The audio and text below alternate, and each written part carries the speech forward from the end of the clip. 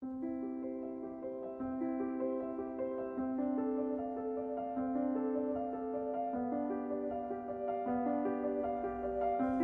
amigo, estamos aqui, Senhor, em Teu nome, para iniciarmos mais um estudo maravilhoso dessas obras de André Luiz, que trazem para nós esclarecimentos e ensinamentos necessários para o nosso trabalho aqui, as nossas atividades, como médiuns que somos, para melhor desempenhá-las.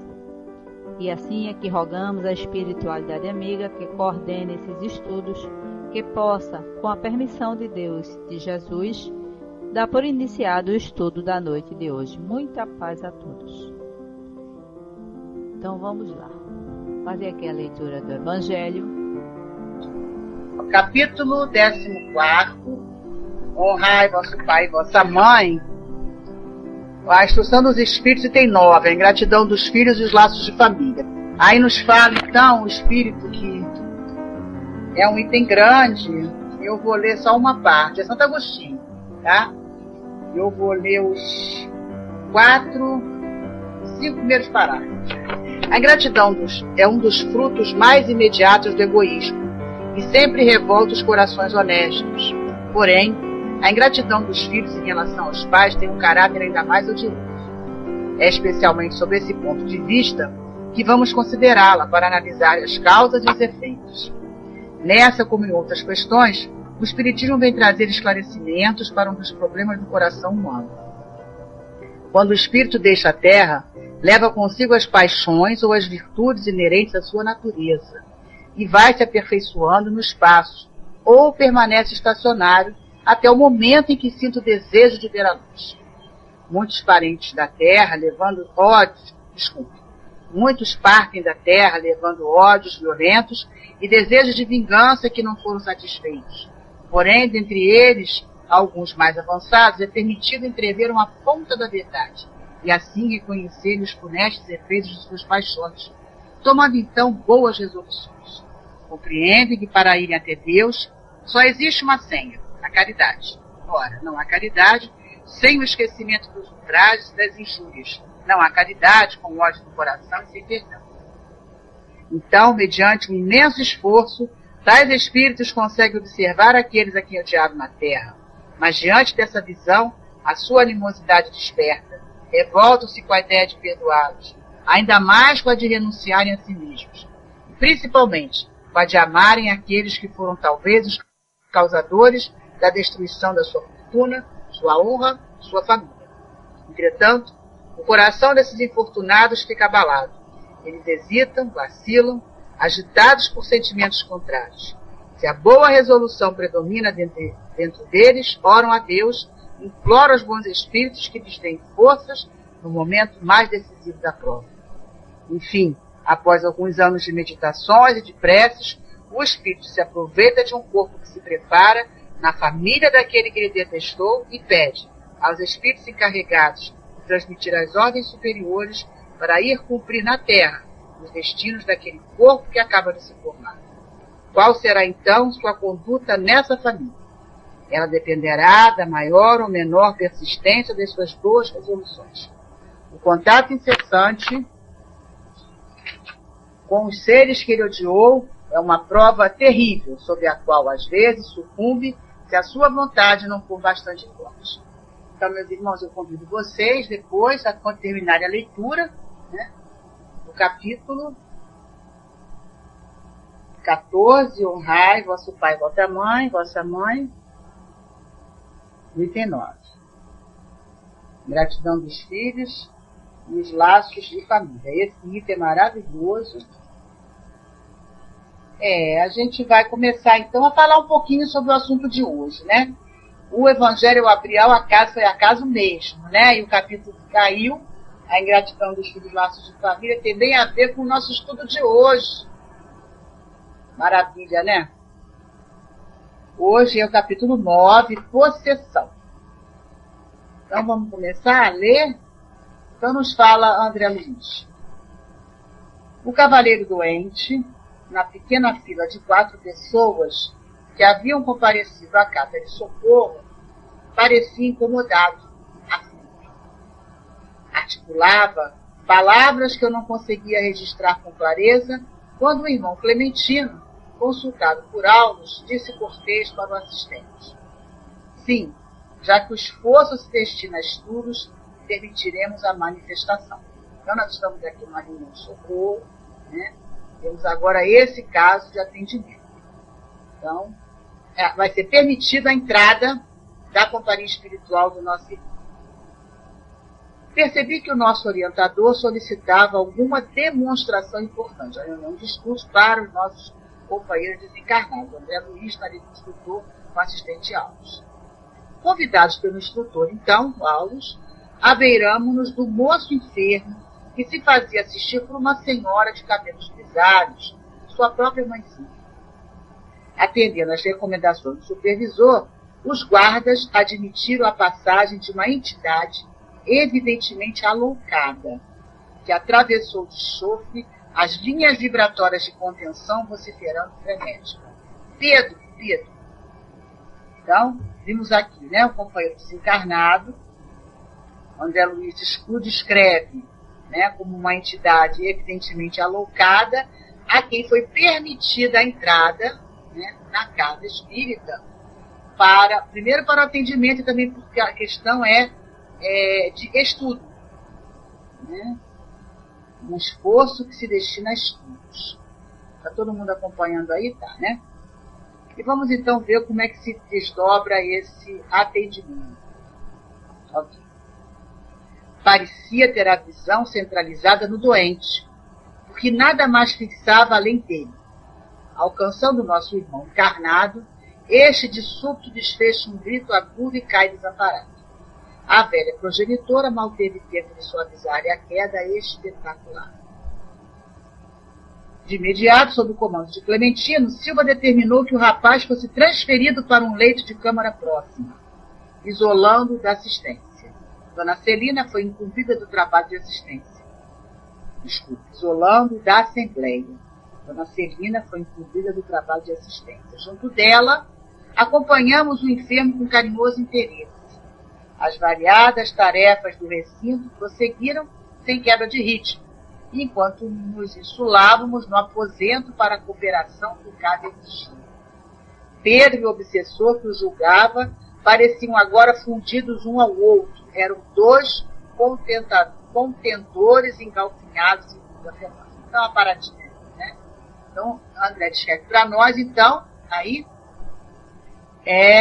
o caso do nosso irmão Pedro e do seu acompanhante desencarnado no caso de obsessão. Vamos pegar o que fala, né, Allan Kardec para nós. Né? O livro dos médios, tem também alguma coisa na Gênesis, né? No livro dos médios, um capítulo sobre isso, né, Verusca? Um capítulo sobre obsessão, que é o capítulo 23. Né? E no capítulo 23, Kardec vai descrever para nós, falando sobre a questão da prática mediúnica mesmo, né? Que é um dos enganos que a prática do espiritismo apresenta, deve se colocar em primeiro lugar a obsessão. Isto é, o domínio que alguns espíritos sabem exercer sobre certas pessoas. Nunca ocorre senão através dos espíritos inferiores que procuram dominar. Os bons espíritos não infligem qualquer constrangimento. Aconselham o combate à influência dos maus e se não os houve retira. E Kardec descreve para nós, então, a obsessão simples, a fascinação, a subjugação. E ele fala para nós assim, vou dar rapidinho, né, resumindo, porque a gente não estuda aqui de hoje, não é também o livro dos médios, mas tem que ler, né? Tem que ler o livro dos médios. Então, capítulo 23, convido vocês depois a leitura também.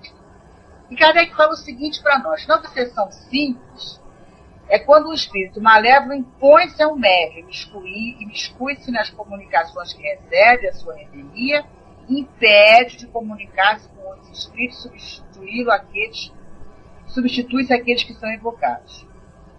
E ele lembra o seguinte para nós, Kardec, que ninguém está obsidiado unicamente pelo fato de ser enganado por um espírito mentiroso, hein? Todo mundo, até o melhor médico está exposto a isso, principalmente no começo. Na obsessão simples, fala Kardec para nós, o médium sabe muito bem que está envolvido com o espírito enganador. E esse não se esconde de forma nenhuma. E ele vai descrever um outro caso, que é o outro tipo, que é a fascinação, dizendo o seguinte: na fascinação é uma ilusão produzida pela ação direta do espírito sobre o pensamento do médium e que paralisa de alguma forma seu raciocínio relativamente às comunicações. Depois ele descreve a subjugação como a opressão que paralisa a vontade daquele que a sofre e o faz agir a sua revelia. Uma palavra, está sob o verdadeiro jugo, então está sobre o jugo, a subjugação. Mas Kardec, no item 241, ele fala o seguinte para nós: outrora dava-se o nome de possessão ao domínio exercido por maus espíritos, quando a influência deles ia até a aberração das faculdades. A possessão seria para nós, fala Kardec, para nós, né, sinônimo da subjugação. Se não adotamos este termo, temos dois motivos. Primeiro, implica na crença em seres criados para o mal e perpetuamente voltados ao mal, enquanto não há senão seres mais ou menos imperfeitos e que todos podem melhorar-se. Segundo motivo, implica igualmente a ideia de uma tomada da posse de corpo por um espírito estranho, de uma espécie de coabitação, ao passo que só há constrangimento. A palavra subjugação traduz perfeitamente a ideia.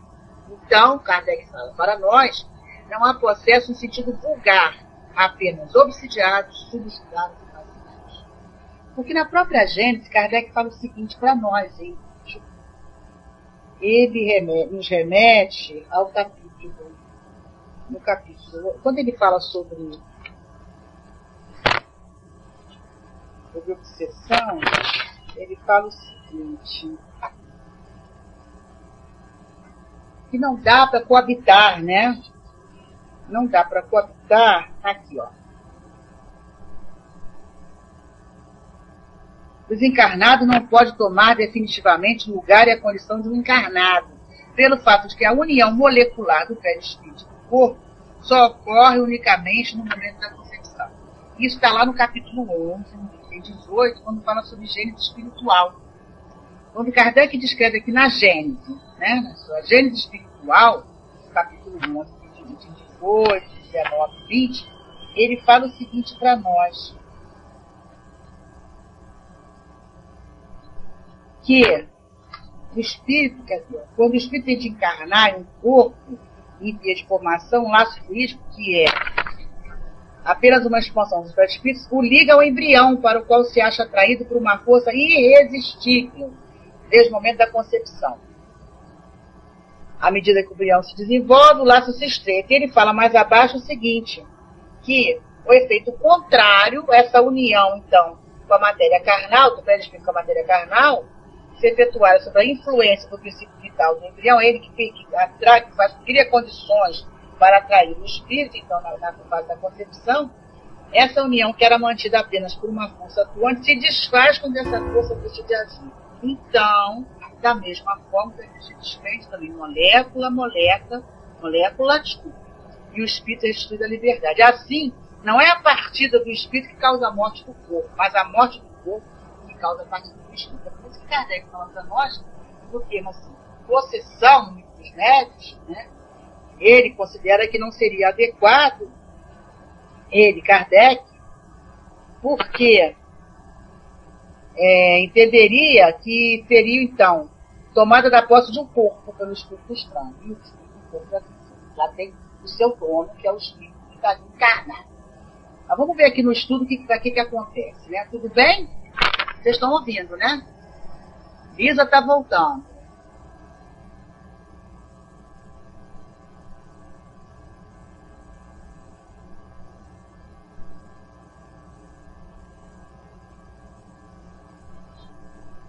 Então, até aqui tudo bem, né?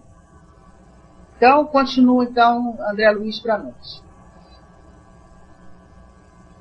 Fitando o companheiro encarnado mais nitidamente, concluí que o ataque epilético, com toda a sua sintomatologia clássica, surgia claramente reconhecido. Ele vai descrever para nós aqui, né, o que acontece com o corpo físico durante um ataque epilético. O doente trazia agora a face transfigurada por indefinível palidez. Os músculos jaziam tetanizados e contraídos, e a cabeça, exibindo os dentes cerrados, mostrava-se fletida para trás, enquanto que os braços se assemelhavam a 2 galhos de arvoredo quando retorcidos pela tempestade. Todo contraído. Ele está descrevendo o corpo físico, então, do Pedro, né, do encarnado. Dona Celina, a médium, né, e a matrona, afetuosa, a mãe do rapaz, acomodaram na cama, porque ele foi retirado do recinto da Assembleia para um ambiente privativo. Né, e dispunham-se à prece quando a rigidez do corpo se fez sucedida de estranhas convulsões, a se estenderem aos olhos que se moviam em reviravoltas contínuas. A lividez do rosto deu lugar à vermelhidão que invadiu as faces congestas. A respiração tornara-se angustiada, ao mesmo tempo em que os esfíncteres se relaxavam, convertendo o enfermo em torturado invencível. Bom, deixa eu dar uma olhadinha aqui. Ele descreve aqui para nós, André, né, a crise, um episódio, então, né, de crise epilética. Peguei algumas coisinhas aqui para a gente ver, né, que a crise epilética seria uma descarga elétrica, né. A gente sabe que tudo em nós, né, funciona, né, com transmissão. Então, a transmissão. Temos estímulos elétricos, na verdade, a epilepsia, nesse caso aqui, né, que está descrevendo para nós como essencial, são vários focos a dispararem descargas elétricas ao mesmo tempo, né? E quando é mais localizado, a gente tem a disfunção no grupo muscular, na área do corpo, relativa àquele local do cérebro onde o foco epilético, né, entrou lá em descargas descontroladas. Né? Mas no caso dele, que ele descreve aqui, né, ele descreve que essa descarga se alastra, então, difusamente. Então, tem um problema generalizado no funcionamento do cérebro. Não se sabe ao certo, com precisão, como é que se desdobra isso, mas se sabe, né, que são essas descargas elétricas, que se chama de caóticas. Então, seria um estímulo exagerado dos neurônios. E ele vai dizer para nós aqui que, nesse caso, é essencial. O que é o essencial? Não se sabe a causa. Sabe que tem a epilepsia, mas a causa, né, o que faz com que aconteça no corpo físico, não se pode identificar nenhuma lesão justifique isso.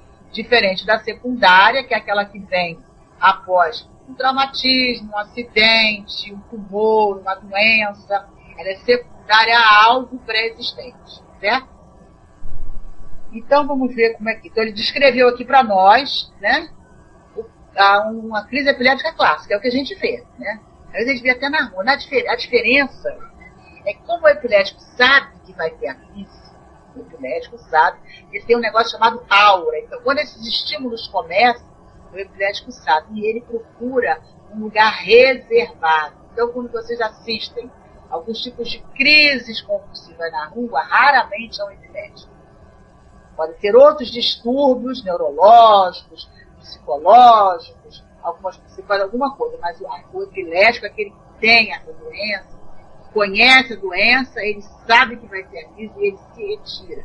Porque existe culturalmente também, algumas pessoas pensam que a epilepsia pega, que aquela salivação, que também né, vamos dizer assim, é a seguir por causa desses estímulos descontrolados, né, existe muita produção de muco, de secreção, existe o dente trinca, tem que ter cuidado para não botar o dedo na boca, porque esse trincar do dente pode cortar o dedo, tirar um pedaço, tem que ter cuidado, né? Então o que você tem que fazer? Se vê um companheiro em crise convulsiva, procura colocar ele num local mais confortável e deixa que aquilo vai passar. Né? A primeira crise vai passar, ele vai entrar depois num estado de torpor, e já agora temos o recurso de chamar o socorro a domicílio. Né, a domicílio, na rua, só chamar lá os companheiros que estão encarregados com isso, que o socorro chega. Né? Então é só isso, fazer isso. E os esfíncteres se relaxam. Quando a crise vem, né, por causa desses estímulos em todo o corpo, toda a região do cérebro, que se alastra, como se fosse um curto-circuito, né? E os fígados se relaxam. Pode ser urinário, intestinal, mais urinário, né? O urinário que é mais comum, tá? Então, o companheiro fica numa situação mesmo que ele coloca aqui, né?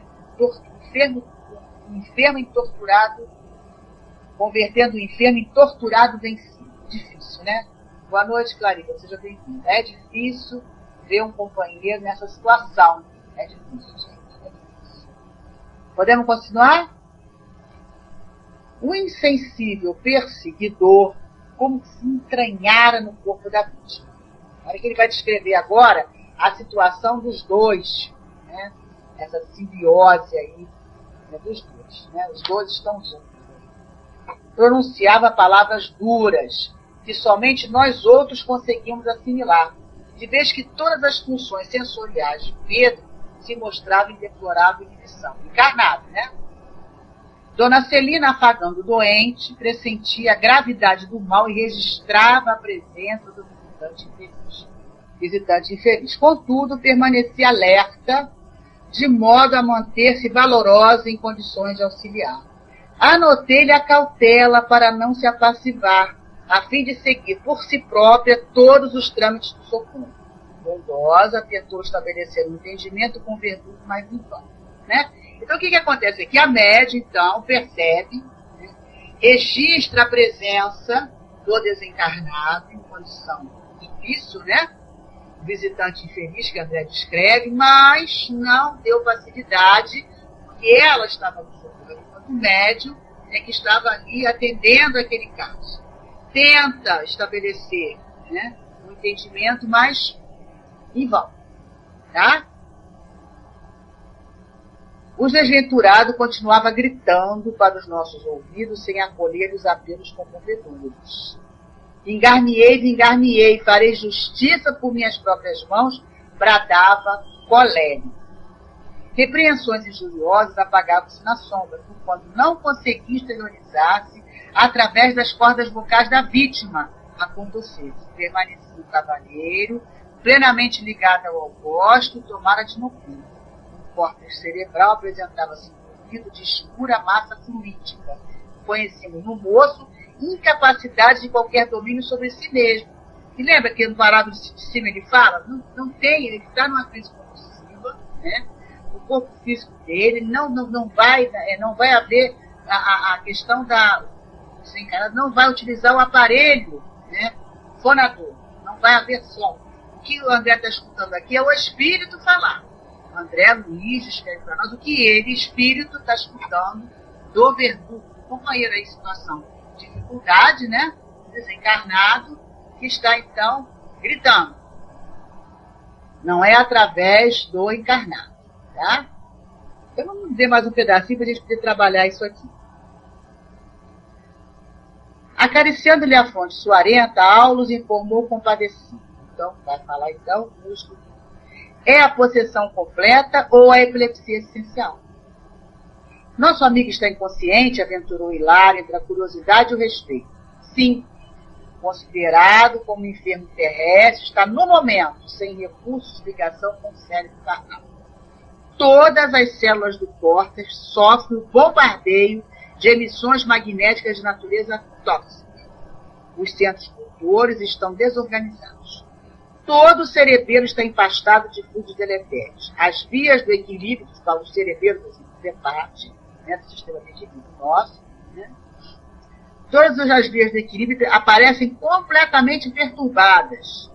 Pedro, temporariamente, não dispõe de controle para governar-se, nem de memória comum para marcar a inquietante ocorrência de que é protagonista. Isso, porém, acontece no setor da forma de matéria densa, quer dizer, no mundo material.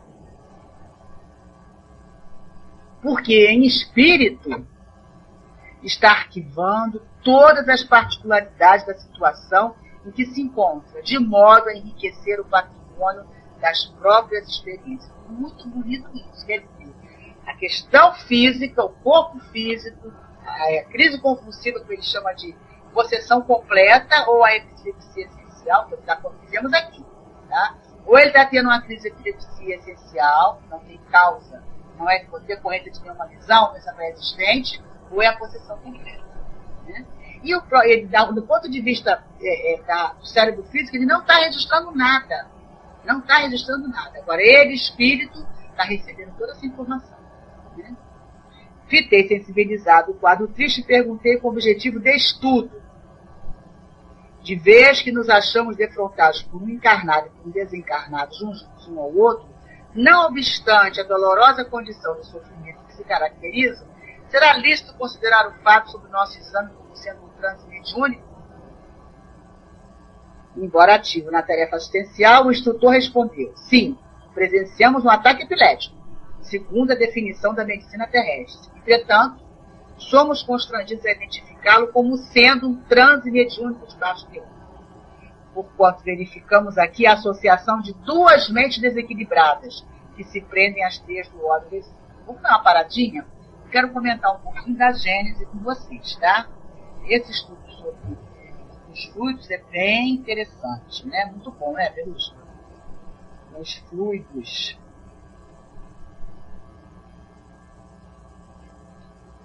Lembrar que já estudamos esse livro aqui, né, nessa sala, às quartas-feiras. Tem uns 2, 3, 4 anos, ou mais, sei lá. Capítulo 14, itens 46 e 47, aqui fala sobre obsessão, tá? Então, Kardec fala para nós, assim como as enfermidades são resultado das imperfeições físicas que deixam o corpo acessível às influências exteriores perniciosas, a obsessão resulta sempre de uma imperfeição moral, que dá ascendência a um espírito mau. Há uma causa física, opomos uma força física a uma causa moral, é preciso que se contrapõe uma força moral. Para preservar o corpo das enfermidades, temos que fortificá-lo. Para preservar a alma da obsessão, temos que fortalecê-la. Daí a necessidade de obsidiar e trabalhar com melhorar. Mas ele, aqui mais à frente, ele coloca aqui. Melhorar-se o que é suficiente na maior parte das vezes para livrá-lo do obsessor, sem a ajuda de outras pessoas. Esse socorro torna-se necessário quando a obsessão degenera em subjugação e possessão. Que nesse caso, o paciente às vezes perde a vontade de viver.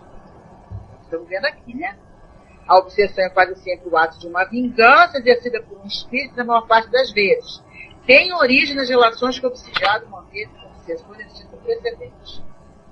Nos casos de obsessão grave, o obsidiado fica como que envolto e impregnado de um fluido pernicioso que neutraliza a ação dos fluidos salutares e genéricos.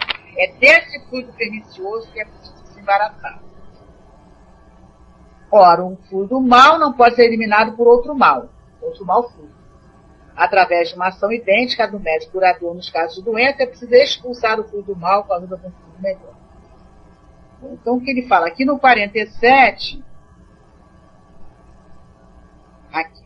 Na obsessão, o espírito age externamente com a ajuda do seu perispírito, que ele identifica como encarnado. Este, então, fica enlaçado como em uma teia e constrangido a se comportar de modo contrário à sua vontade. Na possessão, ao invés de agir externamente, o espírito atuante substitui, digamos assim, o espírito encarnado, elege o seu corpo para domicílio, sem que este, no entanto, seja abandonado pelo seu dono. O espírito encarnado ele continua ali. Uma vez que isso só pode acontecer com a morte. Só quando o corpo morre é que nós saímos do corpo. Assim, a possessão é sempre temporária e intermitente, porque um espírito desencarnado não pode tomar definitivamente o lugar e a condição de um encarnado. Momentaneamente, o espírito serve-se dele como se fosse o seu. Fala pela sua boca, vê pelos seus olhos, age com os seus braços, faz isso, estivesse vivo.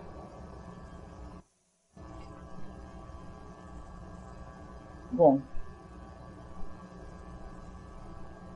vamos continuar. O capítulo é grande, a gente não está nem na metade. Está dando para acompanhar, então, essa questão do caso aqui nosso, né? Da questão do transe mediúnico também. Vamos lembrar, né? Todos nós, lá no capítulo que fala sobre médiuns, Kardec fala para nós, no capítulo 14, qualquer pessoa que sinta num grau qualquer a influência dos espíritos, é por isso mesmo médium. Essa é a primeira frase. Então, ele vai falando algumas coisas, né? Portanto, dizer que todo mundo é mais ou menos médio. Entretanto, usualmente essa qualificação só se aplica àqueles nos quais a faculdade medianímica está nitidamente caracterizada e traduz por efeitos patentes de atividade. Depende, então, de uma organização mais ou menos sensitiva. Vamos dizer, aqui é um intercâmbio, né?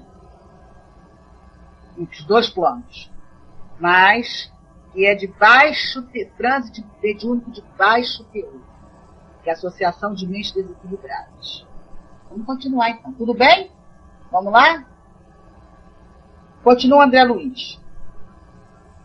E fixando o par de infelizes, o Pedro e o companheiro espiritual, né? O companheiro que está obsidiando, fixando o par de infelizes em condições, acrescentou: nessa aflitiva situação, achava-se Pedro nas regiões inferiores. Vai descrever o quadro agora, tá? Anterior a isso. Regiões inferiores, antes da presente reencarnação, que lhe constitui uma bênção. Por muitos anos, ele e o adversário rolaram nas zonas purgatoriais em franco duelo. Presentemente, melhorou. Qual ocorre em muitos processos semelhantes, os reencontros de ambos são agora mais espaçados, dando asa ao fenômeno que observamos em razão do rapaz ainda trazer o corpo perispirítico provisoriamente lesado em centros importantes. Então já foi pior, né, gente? Já foi pior. Nesse ínterim, percebendo a dificuldade para atingir o obsessor com a palavra falada, Dona Celina, com o auxílio do nosso orientador, formulou vibrante prece, implorando a compaixão divina para os infortunados companheiros que ali se degladiavam inutilmente. As frases da venerável amiga libertavam jatos de força luminescente a lhe saltarem das mãos e a envolverem sensações de alívio os participantes do conflito. E vamos de novo na Gênese, no capítulo 14, no 46, fala Kardec para nós. Em todos os casos de obsessão, a prece é o mais poderoso auxiliar contra o obsessor. A prece, meus irmãos. E olha o que a prece faz aqui, né?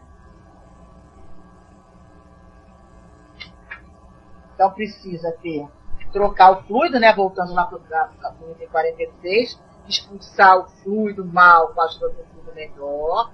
Essa é a ação mecânica que nem sempre é suficiente. É necessário também, principalmente, agir sobre o ser inteligente, espírito, ao qual é preciso ter o direito de falar com a autoridade. Esta autoridade só é concedida à superioridade moral. Quanto maior a superioridade moral, maior a autoridade.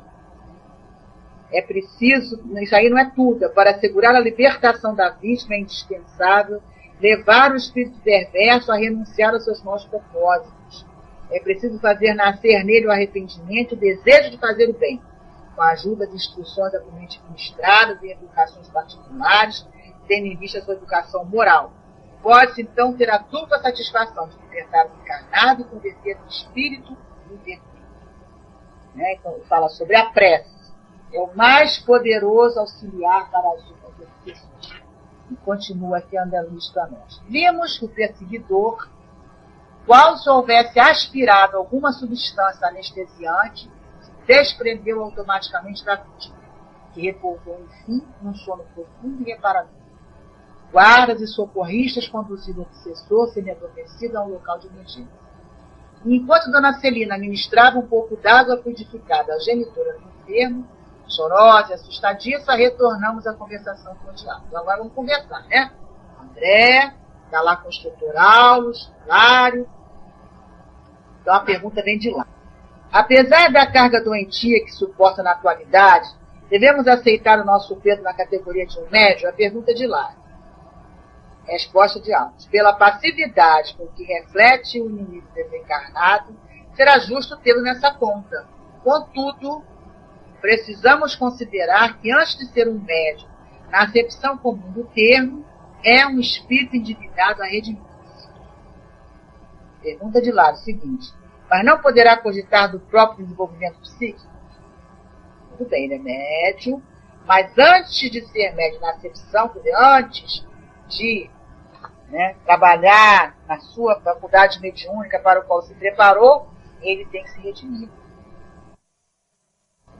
Pergunta.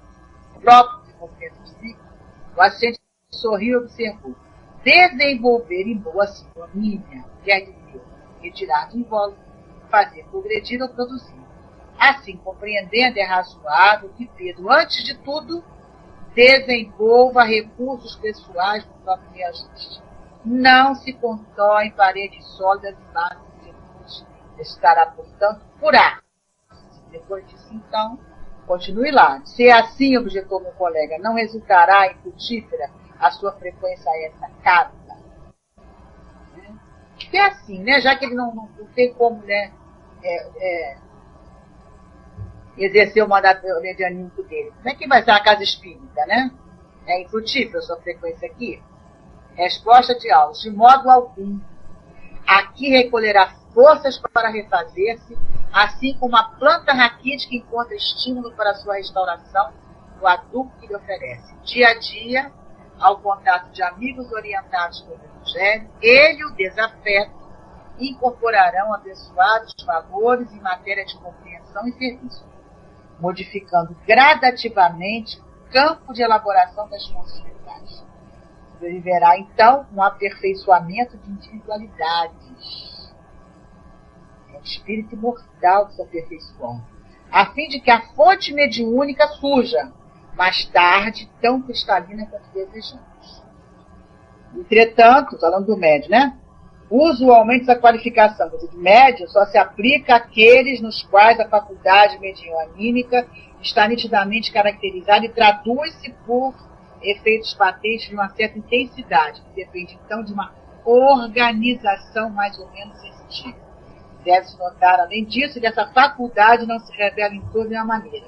Os médios possuem geralmente uma aptidão especial para esta ou outra ordem de fenômenos. Então, na verdade, a gente, antes do trabalho, fazemos o quê? Estudamos, trabalhamos, nos melhoramos, ajustamos as nossas antenas, ajustamos tudo para que realmente tenhamos uma mediunidade com Jesus. Então, continuando aqui.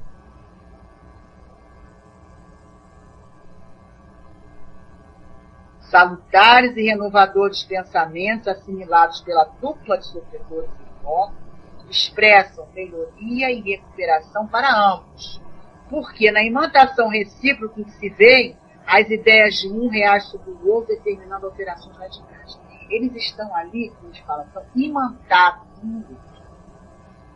A energia de um impacta no outro. Então, trabalhando um, o outro automaticamente também é ajudado. A prece colaborou com ambos, o companheiro sofredor, né, o desencarnado, nessa condição difícil que se encontra, ele se descolou, né, o corpo espiritual dele se descolou do corpo espiritual do Pedro, e ele foi ser socorrido. Né? E o Pedro, então, também teve ali o seu momento, né, ele está, se fala no estado pós-comicial, que é o estado pós a crise convulsiva. Vamos continuar aqui. Diante da nossa atitude cismarenta, no exame das questões complexas do sentido rodeado, o assistente ponderou. E vai explicar por que essa questão de primeiro se tratar. Olha só. Aparelhos mediúnicos valiosos naturalmente não se improvisam. Como todas as edificações preciosas reclamam esforço, sacrifício, coragem, tempo. Não dá para atropelar para o trabalho mediúnico. Não dá. E sem amor e devotamento não será possível a criação de grupos e instrumentos louváveis nas tarefas de intercâmbio. Intercâmbio esse? Intercâmbio mediúnico. A comunicação do mundo espiritual com o mundo material, que é uma das bases da doutrina espírita. Continua André. Voltando, porém, a atenção para o doente adormecido, August continua. Nosso amigo está preso a significativo montante de débitos com o passado e ninguém pode avançar livremente para o amanhã sem solver os compromissos de hoje. Por esse motivo, Pedro traz consigo a aflitiva mediunidade enfermiça. Desculpe, não, foi a página. Mediunidade de provação. É da lei que ninguém se emancipe sem pagar o que deve. A rigor, por isso deve ser encarado como enfermo, requisitando carinho e tratamento. Em seguida, como se quisesse recolher dados informativos para completar a lição, tocou a fronte de Pedro, auscultando demoradamente. Mas antes de a gente passar para o parágrafo seguinte, vamos lembrar do céu e inferno. Código Penal da Vida Futura. Hein, Pedro? Quando leu aqui, é da lei que ninguém se emancipe sem pagar o que deve, eu me lembrei daquelas 3 letrinhas, né? A, E, E. Me lembrei disso aqui. Está lá no Código Penal da Vida Futura, no artigo 12º, 13º, 14º, 12º. Ele fala o seguinte para nós, Kardec, tá? Kardec e os espíritos, né?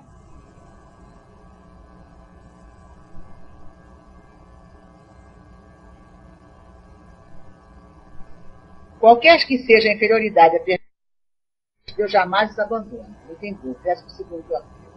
Todos têm seu anjo guardião, que vela por eles, vê o movimento de sua alma, e se esforça e neles despertar bons pensamentos. No entanto, o guia protetor, na maior parte das vezes, age de maneira oculta, sem ser nenhuma pressão. O espírito deve melhorar-se por ato de sua própria vontade, e não em consequência de um constrangimento qualquer. Ele age bem ou mal em virtude do seu livre-arbítrio, mas sem ser fatalmente empurrado para um para outro sentido. Se fez o mal, disso sofrerá as consequências por tanto tempo quanto permaneça no mau caminho. Desde que dê um passo na direção do bem, sente imediatamente os seus efeitos. O arrependimento, então, é o primeiro passo na direção da vida do espírito. Mas apenas ele não basta, é preciso ainda a expiação e a reparação. Arrependimento, expiação e reparação são as 3 condições necessárias para apagar os traços de uma falta e suas consequências. O arrependimento suaviza as dores da expiação, assim ele dá esperança e prepara os caminhos da reabilitação. Mas só a reparação pode anular os efeitos destruindo a causa. O perdão seria uma graça e não uma anulação. O arrependimento pode acontecer em qualquer parte, em qualquer época. E a expiação consiste nos sofrimentos físicos e morais, que são a consequência da falta cometida, seja desde a vida atual, seja após a morte, na vida espiritual, seja uma nova existência corporal até que os traços da falta sejam desaparecidos. Depois tem a reparação. Mas primeiro tem que expiar, né, gente? Arrepender em qualquer época. Não se esperar a partir do mundo espiritual para se arrepender em qualquer época. Arrependimento sincero. Tá bom? Vamos continuar então aqui. Ele vai contar para nós agora, o Aulos, a situação aqui desse trio, tá? O Pedro, o desencarnado e a mãezinha. Vamos ver aqui. Decorridos alguns instantes de silêncio, informou. Tá? Então, Aulos foi lá, colocou a mão na fronte, quer dizer, na testa do Pedro, e ficou ali auscultando, examinando, né? E ele vai falar, a luta vem de muito longe. Não dispomos de tempo para incursões no passado, quer dizer, vem mais de uma, né, encarnação. Mas de imediato, podemos reconhecer o verdugo de hoje como vítima de ontem. Na derradeira metade do século fino, isso aqui, André Luiz está falando, início do século XX, tá? Então foi no final do século XIX, entre 1850 e 1900. Na derradeira metade do século fino, Pedro era um médico que abusava da missão de curar. Uma análise mental particularizada identificá-lo-ia em numerosas aventuras menos dignas. Um companheiro lá da medicina que utilizava lá, né, os seus estudos, o seu preparo para coisas menos dignas. O perseguidor que presentemente lhe domina as energias era irmão consanguíneo. Irmão. Né, porque eu falei quando abriu o evangelho que viu, né, ingratidão dos laços de família, foi sobre isso, né? Irmão consanguíneo, cuja esposa, nosso amigo doente, de agora procurou seu vizinho. Então, eram 2 irmãos, o Pedro era médico e o outro era casado. O Pedro tentou seduzir a cunhada. Por isso, insinuou-se de formas diversas, além de prejudicar o irmão em todos os seus interesses econômicos e sociais, até inclinar a internação no hospício, onde estacionou por muitos anos, aparvalhado e inútil à espera da morte. Desencarnando e encontrando na posse da mulher, desvairou-se no ódio de que passou a morrer. Olha, Martelou-lhes então a existência, aguardou o além-túmulo, onde os três se reuniram em angustioso processo de regeneração. Os três ficaram aqui, né? Porque a lei é de progresso, e vimos agora o Código Penal da Vida Futura, arrependimento, expiação e reparação. É um processo. A companheira menos culpada foi a primeira a retornar ao mundo, onde mais tarde recebeu o médico delinquente nos braços maternais, como seu próprio filho, purificando o amor de sua alma. O amor materno. Então ela retornou primeiro e aguardou como filho. O irmão atraiçoado de outro tempo, desencarnado, todavia, ainda não encontrou forças para modificar-se, não encontrou força para o arrependimento. Porque ele continuou vampirizando, ele esperou já o ódio, tudo isso é mal moral. É mal moral. Não encontrou forças para modificar-se, continua vampirizando, obstinado no ódio a que se rendeu impensadamente. Respondendo com um olhar amigo a nossa expressão de assombro, acrescentou. Tem mais, ó. Penetramos forçosamente no inferno que criamos para os outros, a fim de experimentarmos, por nossa vez, o fogo em que afligimos o próximo. Ninguém pôde assistir. As reparações podem ser transferidas no tempo, mas são sempre fatais. A gente vai adiando, mas é fatal. Vai chegar uma hora, né? A lei, o arrastamento é irresistível. A gente tem que, porque a lei é de progresso. A gente fica adiando, não me sinto ainda fortalecido para fazer isso. Não me sinto fortalecido, mas uma hora vai ter que fazer. Que precisa passar por esse processo de expiar a dívida passada, de reparar depois, devolvendo a lei, né? Aquilo que infligimos, para caminhar, para progredirmos. O ensinamento era simples, continua André Luiz. Contudo, a terrível situação do enfermo fatigado e triste infundia nos justificados campos. Estudando sempre, Hilário considerou. Hilário pergunta muito, né? Vocês estão calados, mas Hilário, nem nada de texto, ninguém coloca nada. Hilário pergunta muito. Se Pedro, no entanto, é ainda um médium torturado, o que poderá fazer num agrupamento como este? O instrutor sorriu e obtemperou. O acaso não consta dos desígnios superiores, né? Acaso não existe? Não tem acaso não, gente. Tudo está justinho com a lei, né? Não nos aproximamos uns dos outros sem razão. De certo, nosso amigo possui aqui ligações afetivas do pretérito com o dever de auxiliá-lo. Se não pode, desse modo, ser um elemento valioso ao conjunto de imediato, precisa receber o concurso fraterno imprescindível aos seus justos inimigos. Continua agora André. Curar-se-á, contudo, em tempo breve? Resposta que sabe. Ritual seria. E com o grave entorno de quem pesa a substância das próprias palavras, isso dependerá muito dele e da vítima com quem se encontra endividado.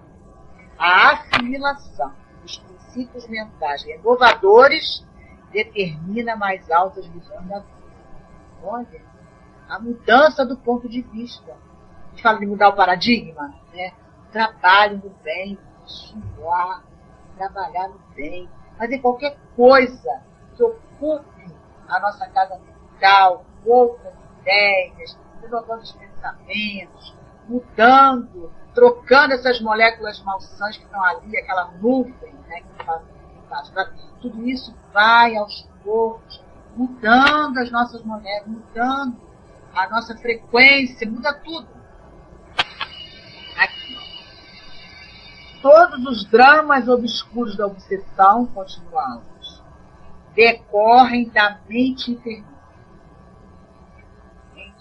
Casa mental, furão entulhado de lixo que a gente vai jogando para debaixo do tapete, vai jogando para debaixo do tapete, vai deixando para depois, não dá. Tem que de vez em quando fazer uma faxina. Meditar é tão bom, né, Verinha?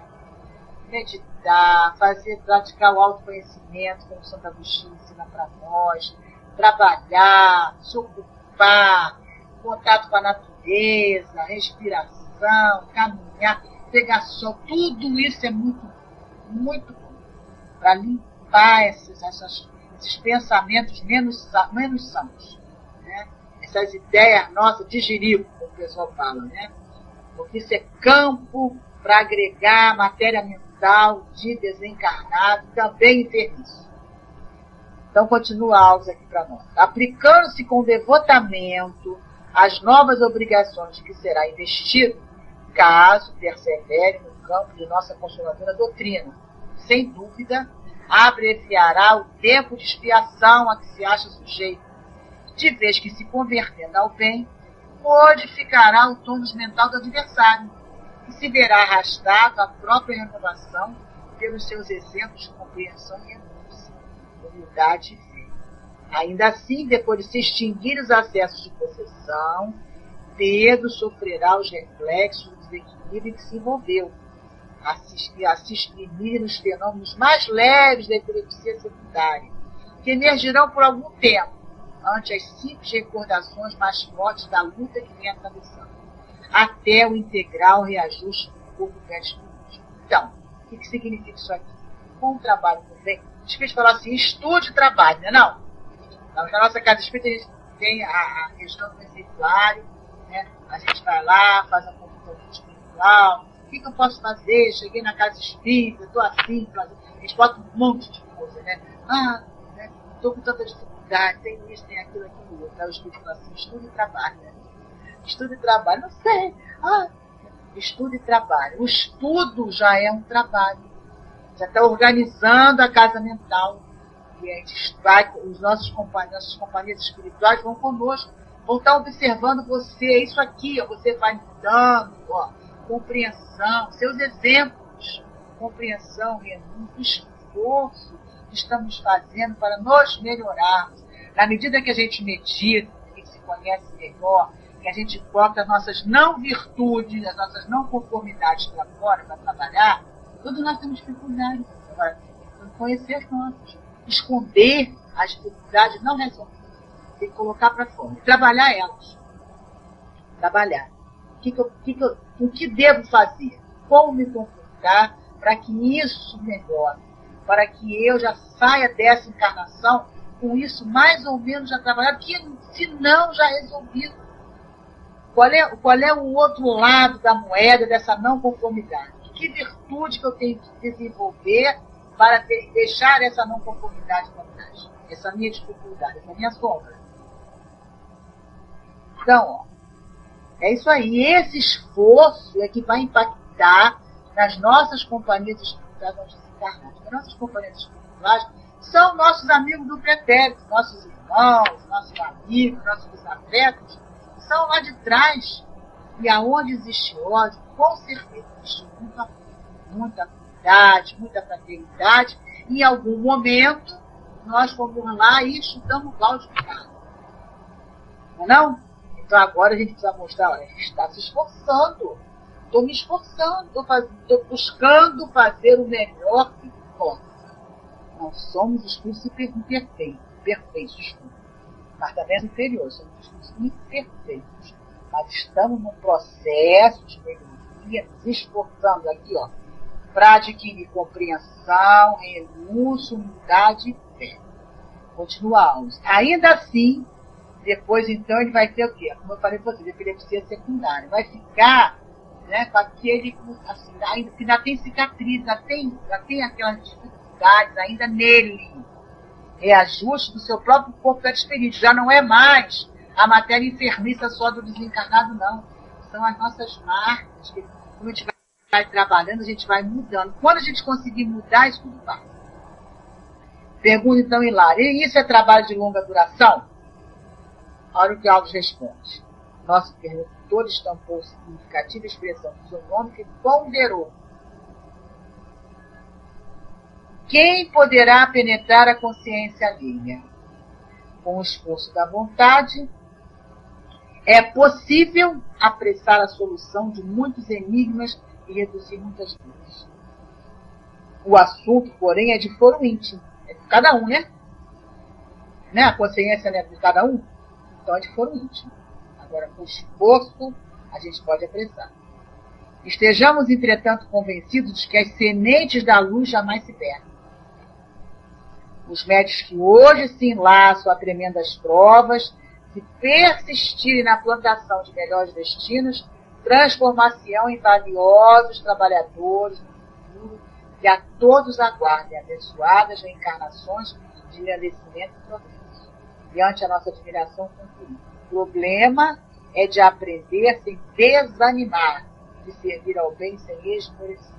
Prosseguir sempre. Insistir sempre. A gente pode até ter nossa dificuldade de tropeçar, mas desistir nunca. Nunca.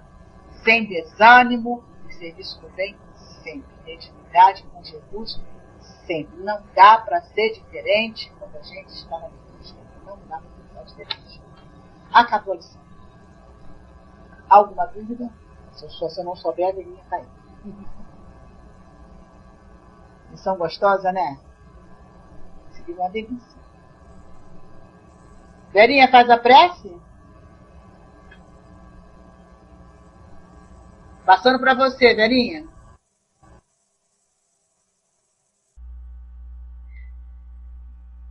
Senhor Jesus, mais uma vez, divino amigo, mestre querido, estamos aqui reunidos para agradecer essa troca, com essas experiências, né, onde a gente vê as questões até das doenças físicas, como o caso da epilepsia, e as explicações e as possibilidades da intervenção do plano espiritual em nossas vidas. Que nós possamos, Senhor, entendendo tudo isso, cada vez mais colocar os nossos pensamentos no bem, no esforço para a nossa melhora íntima, no esforço para amar o próximo, no esforço para entender as dificuldades com as quais passamos, para que, na verdade, Senhor, limpando a nossa mente, nosso coração, nossos sentimentos, possamos irradiar coisas melhores, atrair coisas melhores e lidar melhor com as nossas próprias coisas, se assim podemos dizer. É assim, com esse espírito de aprendizado, de luta, mas de esperança, que continuamos agradecendo. Muito obrigado por termos essa possibilidade, à distância, de estudar, refletir, trocar, orar, pensar e, quiçá, mudar as nossas próprias condutas do dia a dia.